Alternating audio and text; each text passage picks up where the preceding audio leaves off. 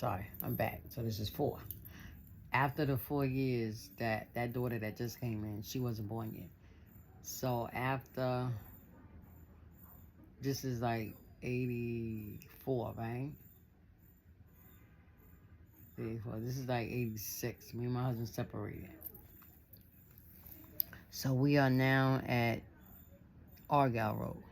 So we gotta have about 10, 9, and 8 going on now. But at that time, now here's the thing, at that time, when they went into the hospital, due to the fact of, yeah, Daniel was born. That's so crazy. Yeah.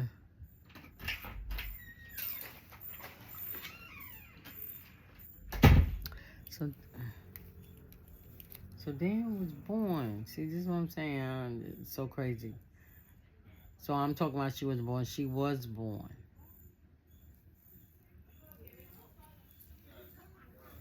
She was born 1992, but we separated 86, so she couldn't. Okay, so if we at Saddam Street, she had to be born because it was her finger. So we must have was at Saddam Street 92. Yes, she was born 92. She could walk around, so she had to be about 3 years old, because she was walking.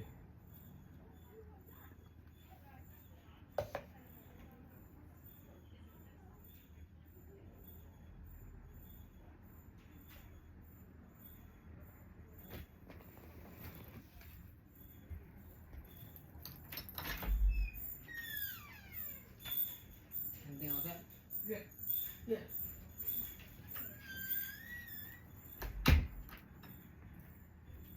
All right, so gotta make sure my children is okay. Yeah. All right, let's go on. So now, all right, so let me just go on with the story. So I read the file, and I'm reading all of this. Oh, the reason why I was saying trying to get the ages together is because they were very young. My daughter was very young to know to say such things. And they did tell me, well, I can't remember which daughter told me, but they did tell me that she told them when they was in the hospital to say that mommy did it, because she was the one. Now it's coming back to me. She was the one that was hitting them. She was the one that was abusing them, beating them, making them do things because I left them in the house. But it was only Mary. It was only Mary and the daughter and the little daughter, because it wasn't the son, right? But the son still agreed upon it. Should I say, I think he said that he told them that he didn't know, because I went through all the files. When I read that, I said, well, let me see if they saying it, because she said the children. So I went to the Mary file. She said the same thing. And when I got to my son's file, it was saying that he said he don't know because he stayed in his room. So that meant that she was doing a lot of things to the little girl. And when I say, well, let me just say, a lot of things to the little girl and to my next daughter, her sister. Let me just put it like that, her sister. So I'm reading it. I couldn't read no more. I can't even tell you the stuff that was in that file that she said. But it opened up my eyes to what type of girl she was. And that she had so much hatred for me, towards me. And I couldn't, at first, I couldn't understand why, but God opened that up and let me know that it was. I'm going to tell you why, because then that will be in another story time. But I got to get y'all to understand why she was doing the things she was doing to me, is because the God that was in me was condemning the devil that was in her. And sometimes, throughout the course of life, with a saint and a sinner, you don't encounter all of that. Only when you go to try to witness to them, that the devil would show up real forcefully to keep them from accepting. That's where that scripture is of the sower went and sowed the seed, and some fell upon stony ground, some fell upon good ground, etc., etc., right? So there's this person that can get witness to and don't accept it, and then you got a person that is chosen by God to be used by God, but the devil don't want them to. So that is the one that the devil possesses the most. People wonder why the PK kids are so much issues and they have so much, because those are the ones that are chosen. If you are born into a Christian world or a Christian home, you are chosen. But whether you decide to take that path, it's up to you. God is going to keep messing with you. I'm going to use the word mess. God is going to keep trying to pull it. So I'm going to correct that. It's not no mess, because he don't make no mess. He don't do no mess, and he don't create no mess. He clean up the mess. So therefore, he's going to keep pulling you in and condemning you of things you did, and trying their best not to this is God, trying your best not to go down the wrong road. So he's going to constantly stay in your mind subconsciously, so you don't do certain things that will cause you to get in certain types of trouble, that'll keep you there for a long time, taking up the time that he had for you to do his job, and shortening your life even more because you're being disobedient to your parent. And that's one of the commandments that he gave with a promise for you to obey your parents. Right? So now, so because she was so influenced by the enemy at such a young age, that what triggered her brain cells to be so smart. Because demons are smart. You hear what I'm saying? Demons are very smart. Because they are from the spiritual world. And they ain't dumb. You see what I'm saying? So, she was so smart. I didn't know she had a demon or demons in her. I didn't know that. As time went on, God showed it to me. And she started telling me that she was hearing voices and this and that. So now, at this young age, she's about 7, right? So she had done persuade the rest of the children to not tell the truth. And that's what they did. So, in all honesty, them saying such a thing caused them not to come back to me. Caused them to be into the system. So it really wasn't my fault. Now that I'm actually thinking about it, I had my problems of being neglecting them. But since I wasn't abusing them, the routine for a neglect household from a parent is to get counseling, to go through parenting skills class, get a job, stay in counseling. And if you need help, call us. That was the protocol. That was the routine. It didn't have to do with no courts. It didn't have to do with no lawyers. It didn't have to do with no jail time. But the reason why I finding out when the lady told that, but didn't know that it was going to follow me for the rest of my life, per se, I didn't know it then. But what they had said messed up my life. Because that was 85, and I'm seeing, when did I see this? I can't remember when I saw this lawyer. And even though she went down and did whatever she did, it's still, I don't know, for some crazy reason, it still stayed. She didn't, wait, I'm trying to think. I think she did come back and tell me. Yeah, so she couldn't get it moved. She said, I went down there, Miss Jordan, and I talked to the judge, And times have changed from that time. She said, if I was your lawyer at the time, or got to be your lawyer maybe about a year or two after that, then I could have went, because you got a certain time to get things expunged from your record, right? So the time for that, I guess a decade was the time, because that was back in the 80s and we're in the 90s now. So, and then I'm back in court again. So they was like, well, I understand what you're saying, Miss Johnson. Let's say that was her name. I'm going to say Miss Perillo, because Johnson's a black person. She was a black. Okay, Miss Perillo, I understand what you're saying. But this young lady is back in here again.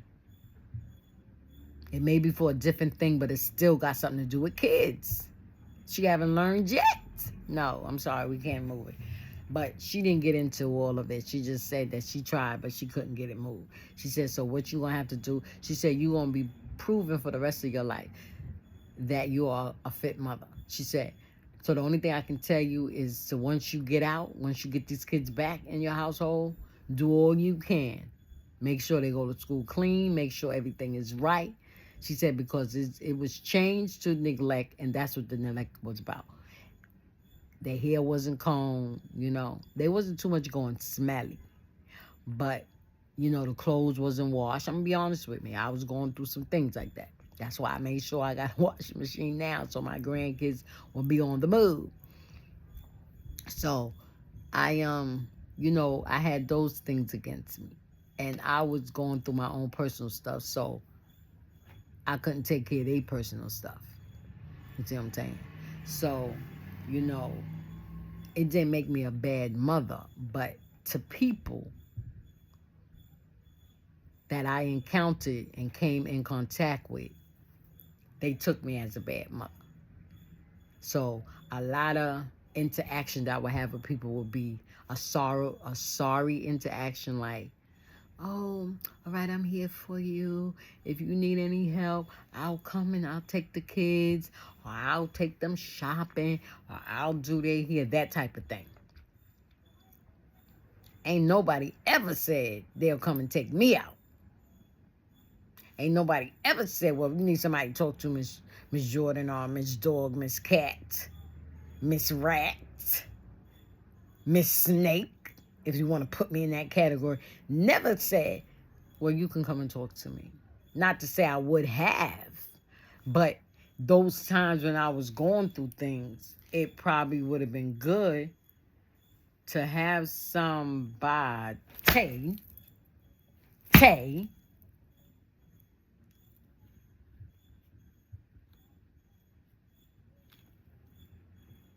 bet your fat man I got him. I want to finish this because I keep getting up, cutting it off. What's this, about the 5th video now? I want to finish this. So, nobody ever said that to me. So, I had no options.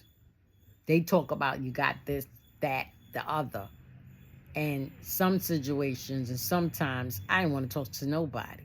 I get my bottle and my cigarette, and that's who I talk to. I talk to that bottle. And while I'm sitting there talking to the bottle and talking and talking to the cigarette, I would talk to God. Not understanding, why am I going through this type of life? This is not how I was raised. Lord, I love you. Why am I dealing with this type of life? Why do I have these children that just don't care nothing about me? What is going on? I didn't grow up that type of way. I love that mommy. I respect that mommy. You know what I'm saying? I couldn't understand it. Now I see it was part of my destiny to take me to where I am today. He knew I was going to have that I was going to have to be able to be a role model to my children in salvation. Because that same daughter, she looked up to me. Even though she had issues with me, whatever the case may be she had with me, maybe her demons was bothering her. And when I say demons, I mean you got the literal demons, but you got them demons that torture you for the wrong you did to somebody that's good. So in other words, God will put things on you because of what you do to your parents. Now, the parents got their own responsibility and they got their own punishment for anything that they do to them children. God will get them. But it's not in the place where a child is supposed to punish a parent. But that's why I said those demons that was getting at her. And it probably was overwhelming her at some times, different times in her life. You know what I'm saying? And she didn't know how to deal with it. But I was there. See, even though I read the file and read what each of them said, I didn't hold it against them. I was angry. I'm not going to say I wasn't, because I was. I think I was more angry than hurt. See, my anger turned now that I'm saved into hurt now. So I don't have anger against people. But I was angry with them, that they would sit there and tell lies on me. And as years went on, then the truth came out. I would have GMs, which is general meetings with my children. And she wasn't, she was in the system at the time. They got to come home, but she didn't. Because there was always issues with us. So eventually she had to go out into the juvenile world. She couldn't stay with me because I felt once I found out about that, then you either had to change or you had to go, because you could not influence the rest of the children. I mean, it's hard for a parent. Anybody out there that's a parent that have children like that, or any type of child that refuse to listen to you, I mean, to tell you it's demons, but you hate that the consequence has to be separation. And children don't understand that there's a consequence to their madness, not to ours, because we already got our madness going on. And we trying to uphold ourselves, and we trying not to take it out on our children. But the children want to grow up with their issues, and they want to take it out on the parent and think they're going to get away with it from God. So now, that being said, they're not. Let me finish that sentence.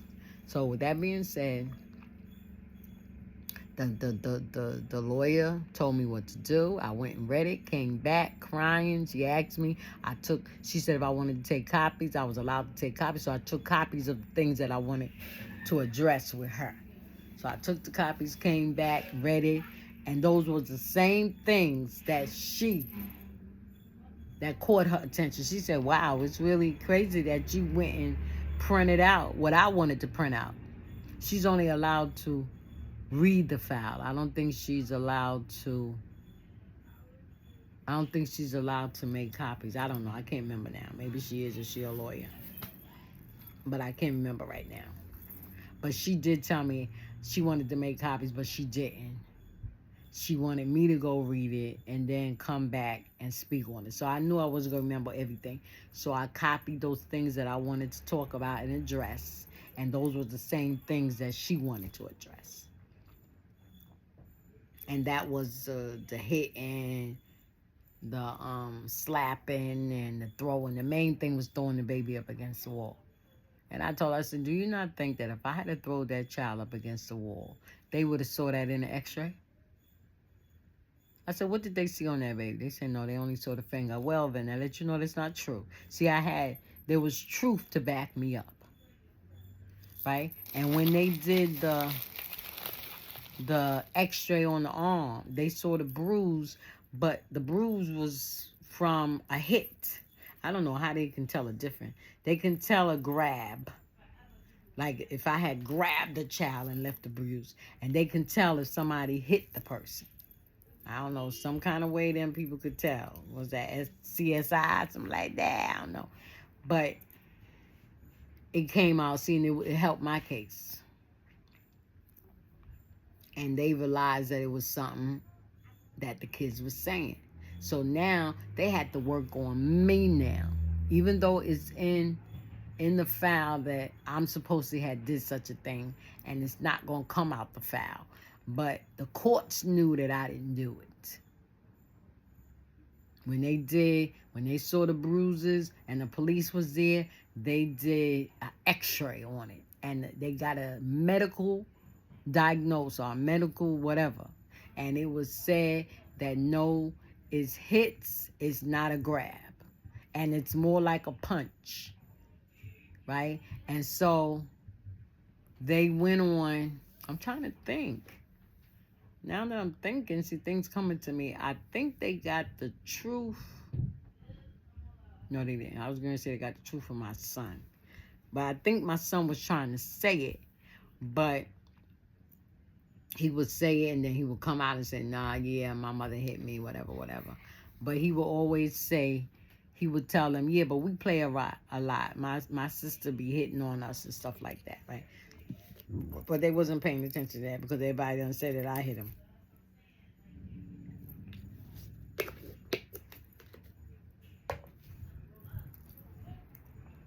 So now,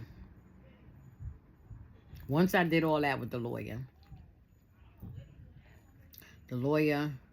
gave me the piece of paper with whatever it was to say to the judge. When we got to the judge, she asked me, she said, I see your counsel's not here. I said, no, I got me a new lawyer. Oh, you got your new lawyer, Miss Jordan? Oh, okay. Is this through legal aid or is this out of pocket? I said, through legal aid. Okay. So who's the legal aid representative? So I said the name. And I heard the impact in the courtroom. So she smiled. I saw her smile. She said, very good lawyer. Very good lawyer. Mm-hmm. Okay, is there any reason why she's not here today? So I said, she told me to tell y'all. And I took out the piece of paper and I read it. She said, what is that on the paper? I said, it's something that she wrote. She said, ballot. I'm going to use that word. I guess that's what. Can you bring that to me? Well, she asked me, she said, is it all right if I see it? I said, sure. So I gave the ballot the paper, and I gave it to he gave it to the judge. The judge read it, gave it back to him, and said, okay, yes. I guess she wanted to check and make sure that was her handwriting. Because she knew right off the back, I wouldn't have knew that word. I would not have known to say that. Because if I personally would have knew to say that, and she would have knew that it's me saying it, then I need to represent my own self. Because then that means she would have had to come back and ask, Miss Jordan, did you go to law school? She would have to ask me that because that word shut down the court. She said, all right, this is going to be adjourned. I'll call Miss such and such, and we'll find out from then, because she had a number on there. Find out from them when we'll be back into court. Miss Jordan, good luck. Ain't none of them judges were telling me no good luck, but she did. And I won the case, and I got my kids sent back to me. Oh, and another thing she told me, she said, listen, I was telling her about the money and how they went with me to cash the check. And then the check cashing place, I had to give them all that money. It was like $4,000. She told me, she said, Miss Jordan, let me tell you something. Whenever you get a check in your name and you got to put your signature on the back in order to get that money, she said, that's your money. She said, don't let nobody, she said, what the nerve of them? Oh, she was mad. She said, then she started telling me, she said, this is the reason why I got out of that. Because I got to see how people was treating the parents. She said, and some of these children is pure devilish. And you know what she said? She said, and half of them devilish children is children from Christian homes. Oops, I couldn't say nothing behind that. She said, the next time, she said, because they most likely going to give you some more money when these kids return back, because you getting your kids back, Miss Jordan. Don't you worry about a thing. She said, and you're going to get every dime that's owed to you. You're going to get money to buy furniture, and you ain't even going to have to use it out of the money that they're giving you.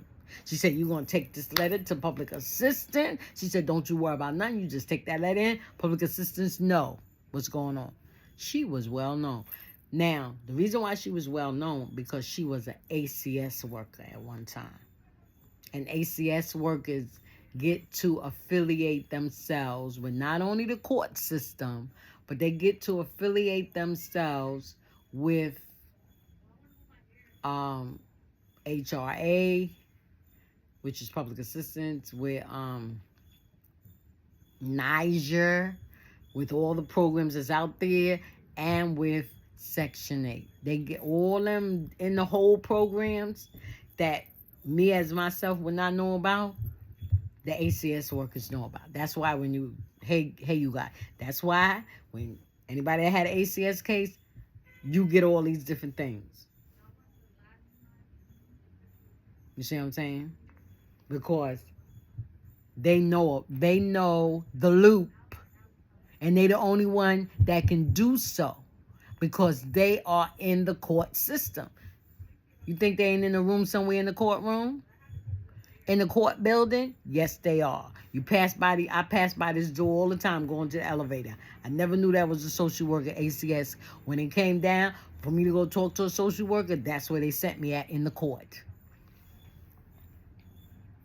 So she said, I knew about all this. She said, I know. She said, and I know how the system works. And the system is not for the parents. And that's why a lot of these agencies do what they do to the children. She said, you think the children don't go through nothing? She said, that's why I'm fighting to get your kids out.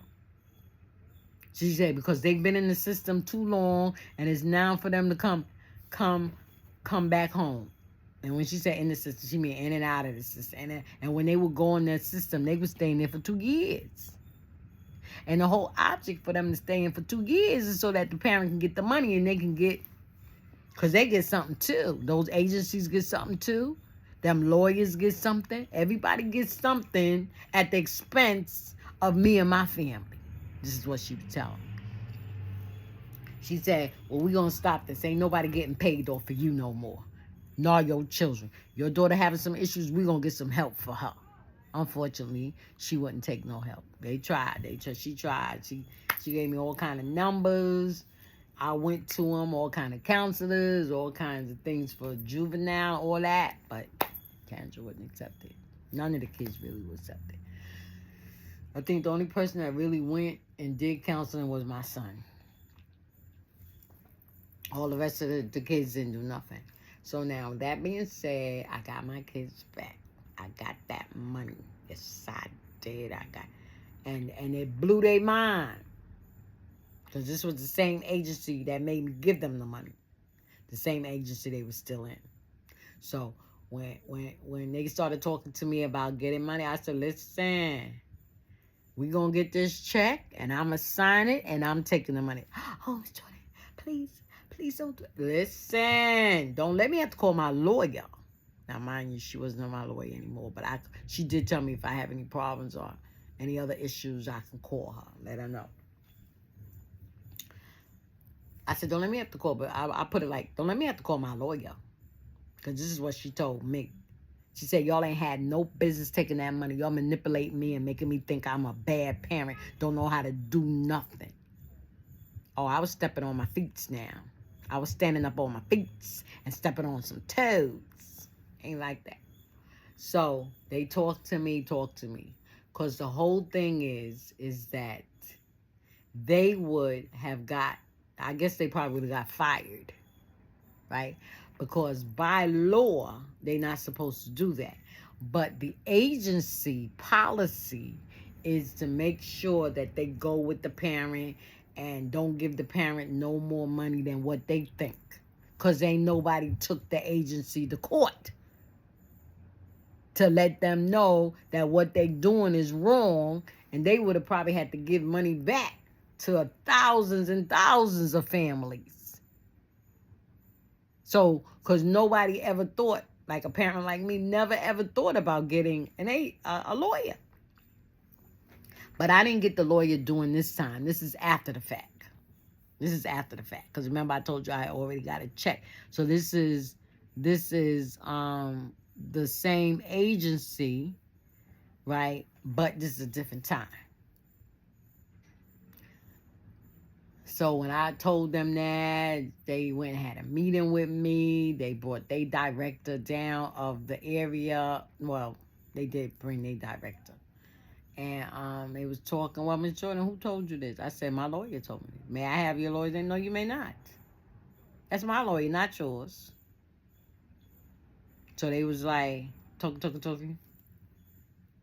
So I dialed the number. I said, y'all want to give me some problems? Excuse me, Miss So-and-so.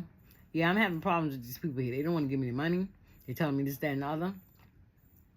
I said, oh, they want to talk to you. Huh? She said she do not want to talk to you because she's not. She said she'll talk to your lawyer. I'm looking at, hello? Do you got a lawyer? She said she'll talk to the lawyer. So we're waiting. Get him on the phone. Give her the number. Since you want to talk to her, she wants to talk to your lawyer. So that means you would give her your lawyer's number. And then, are y'all calling and do a merge here? I'm going to answer your question. No, they didn't call no lawyer. Because that let me know. And so she was telling me, you see, that let you know they in the wrong. They know they trying to scam y'all out your money. And see, what apparently happened with some of the parents is that once they find out that the kids are coming home, the money is released to the agency, right? It say, no, it don't even have the agency name on it. It's released from wherever it's coming from the government. So that means the government don't even know that the people is confiscating the money. Because the check comes down in the parent name. And it had all the children. It had whatever they wanted to put for whatever. Right? I'm trying to think of their names on. I don't even think their names on it. But anyway, so they was talking. So after I said, well, y'all make up your mind. Because y'all got to give me the check. No, I'm thinking now. Because I think...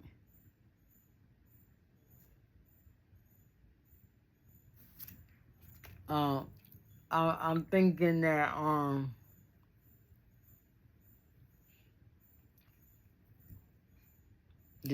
I had to check in my hand. That's what it was. No, I didn't. This is what I'm telling them. That's going to happen when the check comes. So now the check comes. So they have another meeting to let me know. Because when the check comes, they got to let me know. Because that check got to be cashed in a certain amount of time. Because if it ain't cashed, they're going to be held responsible. Because it's a government check. If I'm correct, I think it's a federal something on there. Just like you would get a Social Security check back in the day and it had wherever it came from, Federal Treasury or something like that. It had they logo, all that stuff on there. But it had my name on it. Because the lawyer asked me, did the check come in my name or the check came to them for me? I said, no, the check had my name and the kid's name on it. I said, oh. She said, well, they lied. You didn't have to give them no money. She said, well, when you get that next check, she said, you cash that check and you put that money in your pocket and you go on about your business and take care of your family. I said, well, it's supposed to say when to lock me up. She said, well, if they lock you up, you come and get me. You say, I got a lawyer. She said, I can't too much represent you, but I can represent them kids. And I can give you some. Well, actually, she was representing me. So, yeah. She said, I'll come and represent you. Because she worked for the court of law. Yeah. So, the check came. They called me up. Miss Jordan, can you come down to the agency, please? I said, listen, I ain't coming down there. I ain't got time for no fools. I'm starting to step on toes and stand on my own 2 feet now. I ain't coming down there with no fools. I ain't got no time for y'all. I ain't got time for no. I said, y'all want to be... See, they didn't know I was a manipulator, too, when I wanted to be. I can influence people to do the right thing. Oh, yes, I can. And I can influence people to do what I want them to do, but it will be the right thing. It wouldn't be wrong. So my manipulation was for good. I wish I could manipulate people, influence people to get saved. You know how many souls we saved today? You know how many packs? You know how many souls would be in our church and how packed our church would be. That's what I'm going to say. Okay. If I could manipulate and get people to do what I want to do. Back then, I can get people to do what I want to do the right thing in reference to buy me a drink or what I'm saying with this money. So I was like, no. I ain't coming down there. They said, Miss Jordan, your check has arrived. Oh, it has. Okay, so I'll be down there. She said, yeah, we're going to have a meeting with you. Another meeting? I'm tired of looking at y'all faces. I want to see my child face, my children face. I want to see their teeth and their smile. I'm tired of seeing yours. Okay, Miss Jordan. All right. You won't be seeing us in a little while. Because once you get the money and you buy what you need to, we'll release the kids and the kids can go home. Because they couldn't release the kids until they went in and checked and make sure everybody had a bed. Y'all, well, let me just say for those who never had an ACS case, what happens when they return the kids back to you, before the kids can come back to you, based on your situation, they have to make sure that there are beds for every one of those kids. I mean, they own single bed. So it could be bunk beds, but they gotta have, or should I say, they gotta have their own mattress. They gotta, if it's a boy in there, he got to have his own room. They gotta make sure there's food in there, and they gotta make sure they got clothes. So it's food, raiment, and shelter. They gotta make sure. Now, as far as I'm concerned, they could care less what I got. But I gotta make sure there's furniture for them to sit on, so I had to buy. So that means I will have to have a living room furniture. I gotta make sure there's a refrigerator in there. So they gotta check and make sure it's working. Gotta make sure a stove is in there. And I had to make sure I had an apartment.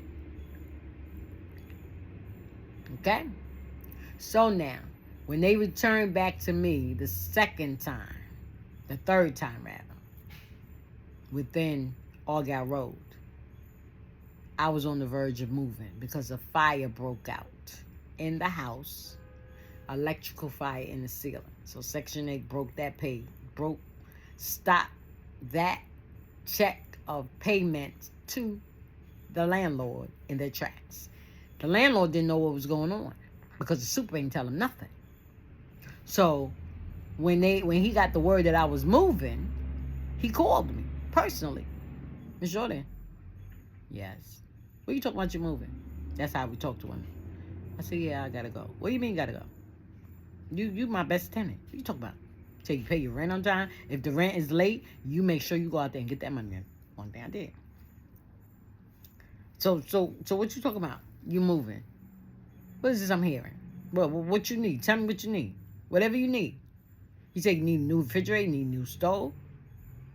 You need your apartment painted. What you need? I said, well, I need another room. Right now we ain't got no other apartments that were bigger room, but you know you can't get a big room unless you. I know. I'm just saying that since you was going down the list, I thought I'd add mine in there too. He said, yeah. He said, but what you talking about? I said, well, I gotta move. I said, you're not telling me why. I said, because the fire broke out. Fire? What are you talking about? A fire? I said, yeah, it was electrical fire. He said, electrical fire? He said, ooh, that's bad. He said, now I see. So where he got it from? He got it from Section 8. Section 8 was stopping the rent. Sent them a letter stating that you will not receive no more rent from apartment 3 at 39 Argyle Road. So that's why he called me. And fire. He said, well, I'm gonna send the people in there. He said, do you think that if you go down to Section 8 and let them know that we fixing it, that you'll be able to stay? I'll be honest with you, I was ready to go. I wanted to move. I was tired of the area. It was a nice building. But I'm glad I didn't stay, because that would have been 6 flights I would have been going up. And I can barely go up 1 in the train station. So he was like, check and see. So I talked to Section 8. Section 8 said, no. They said, Ms. Jordan, when it comes to fire, we don't play. See, even if it was in your house, if the fire broke out in your house and it was done based on something that y'all did, we still would not allow you to stay in there. You still would have to move. But but it would have been by choice. Y'all would have had a choice. If you wanted to stay, stay. And that would have been up to the landlord. In other words, she was saying, we don't have nothing to do with things that happen in the apartment based on the neglect of the tenant. The only two things we got to do in reference to removing people from Section 8 apartments is our buildings, if it's a fire, and if it's drugs. She said if it have anything to do with drugs, you're going to get terminated. Right? It's okay. Well, we ain't got that. So, he sent the electrician in, and come to find out, in the ceiling of the bathroom was where all the cords was connecting at. But none of the cords had, it was a little box that they supposed to go into. None of the cords had that. The cords were just there, just open, with some type of tape that loosened up over time.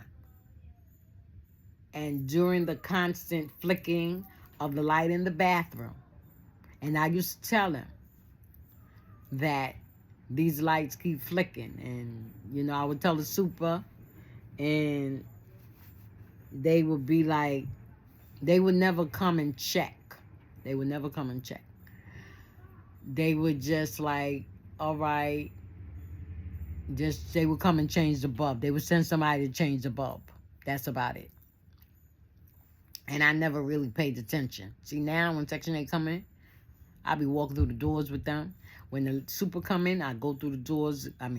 Wherever he go, I go. Because I want to see what he doing and why he doing it. Based on what's going on in my house. Before I just sit down, y'all do whatever y'all have to do. I ain't got nothing to do with it. I ain't got nothing to do with the rent. Because where if it was paying the rent in Section 8, where if it was paying my share and Section 8 was paying their share. So I ain't had to pull nothing out of my pocket. So I had to worry about no rent. So when it came down, I was about to get evicted because they didn't get no rent.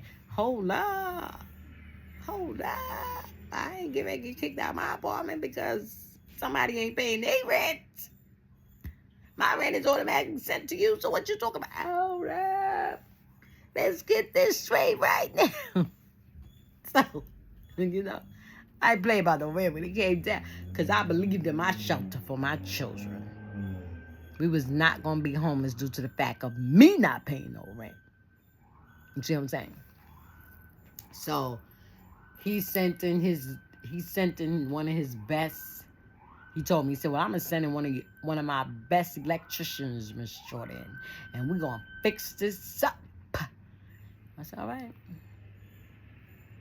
Y'all can do whatever y'all got to do, because personally, I don't really care, because I'm moving up out of here. I was tired of them steps anyway, because bringing food up them steps was a doozy. So now, he did. And when the electrician went up in there, now the fire department, they came, they tore a hole. Do you get what I'm saying? I don't want to say they destructive, but they destructive. They went up in that ceiling because the fire was coming from, we didn't know where the fire was coming from. I just know we was in the living room, and I happened to look up, and the fire was going across the ceiling. Inside the ceiling. So it was going across the wire. When the firemen came, because we took the kids and we ran out in the hallway. When the firemen came, they did what... Did you see Grandpa's cup? No. It's probably on the other side of the bed. Huh? It's probably on the other side of the bed. The side where he's sick at.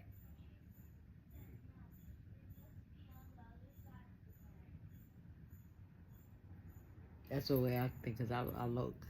I said I was going to go in there and see if I can find it. Because I don't know how long. But anyway. So when they came in the living room, they went up to the light. Because we had one of these lights. You see it? We had one of those. It wasn't that fancy. It wasn't that fancy, but we had one of those. And, they went and tore that whole thing out. You could see. They took whatever it is, hatchet, and they dug it, they hit up in the wall like that, in the ceiling, and they dug it across like that.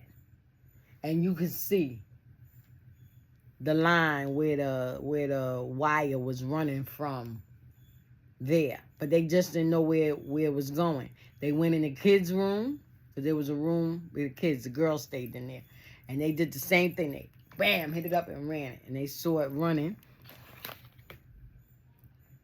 And then they went in the bathroom, and that's when they found the box, a non-box that is, because there wasn't no box there.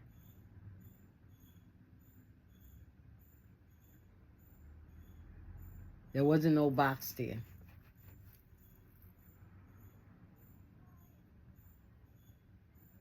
A pipe bomb with hairspray bottles attached, located. Oh my goodness. Somebody trying to blow up New York. Lexington. That's just my figure. That's just a figure of speech. Police are instructing everyone on 119th Street to move to Lexington Avenue or Park Avenue to avoid the line of sight of the device. Oh, so it's still one. Oh no, it's moved. It's 120th.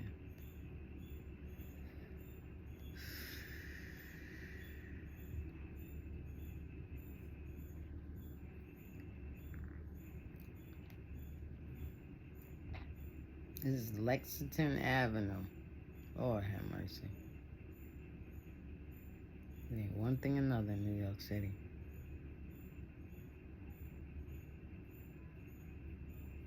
Okay, so that's that. I got that from the Citizen app. So now, when the electrician came, he looked up there. He said, "Oh my goodness, mommy." I said, "What's wrong?" He said, every electrical line for all your lights is coming here. He said it ain't got no business coming here. It should be somewhere else, not so close to water. Now, what caused it to do such a thing is because I kept having leaks, and they never fixed the leak. Because the leak wasn't in my apartment. The leak was above. You know, it's never in your apartment. Because how you going to get a leak in your ceiling? I ain't got no water up there. So I had to come wherever the water was coming from inside the apartment above me. It was leaking down into my bathroom. And each time it would do a leak where it overflowed, it would turn the light off. And I would wait. I would tell them. They would come. I didn't come. That's one reason why that was the last building I lived in that was managed. Every building after that was a house. I moved in somebody's house, or I went in a private building, an apartment. I didn't do no more manage. This was because after I moved from Argyle, I went to 183, and after I moved from 183, I went into the shelter. So any apartment before that was house. And when I moved down into the Bronx with Danielle, I moved into a house. And then from that house, I moved to the Bronx, which was a managed building. But it was only 4 floors. And it was 2 floors to each. It was 2 apartments. It was 4 apartments to each floor. So I had promised I wasn't going in no more managed building. That was a managed building. But I went into it because it was owned by Jews. It was owned by Jews. And I got to meet them and stuff like that. But anyway, let's go on. So now, my kids wasn't back yet. This is Argyle. Because my kids didn't come back yet.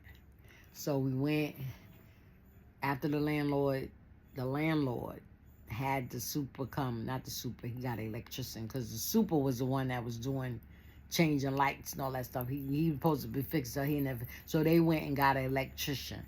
He said, if I hadn't known that, Miss Jordan, it would have never went to that. He said, you should have called me. He said, you called me about rent and stuff. I said, yeah, that's rent. I need a place to stay. He said, well, you should have called me and let me know. I said, I figured they was telling me. He said, no, they don't tell me nothing. They don't tell me nothing. So you really never really interact. When you're in a managed building, you never really interact with the actual landlord. This building, I interact with the landlord. Yes, I did. And I'm well known in their office. My apartment is well known. All they got to do is say it's apartment F. Okay. I don't know whether it's because maybe I'm a different tenant or whatever. I don't know and don't care. I just believe in getting my business done because now I'm standing on my own 2 feet and got my own brain, being led by the Spirit of God. So now, move right on. It's long enough. So now, they did what all they wanted to do. After they did everything, you know, he was telling me, anything you want, Miss Jordan, I'll do it. I told him, I said, there's a young lady that's in the apartment below me. I said, I would like for my kitchen to be like hers. So he knew exactly who I was talking. He said, all right, I'll send somebody in there to put you up a table like that. Oh, he was gonna hook me up. I tell you, he said we don't allow washing machines and stuff. He said, but because of how she keep our house, we allow her to do it. But we will allow you. So he was gonna set me up. But when I went to Section 8 and told Section 8, act Section 8, and let them know they fixed up everything is good, can we stay there? It was like, no, Miss Jordan, you can't stay there. She said, I really think that you need a bigger room now because your son is getting big, etc., etc., etc. So I had to wind up moving from there. Then that was with Section 8, but when it came down to ACS stuff, I couldn't move until I had a job and I had an apartment. So when I moved to 183, I was working for the parks. I was back to work, all that stuff.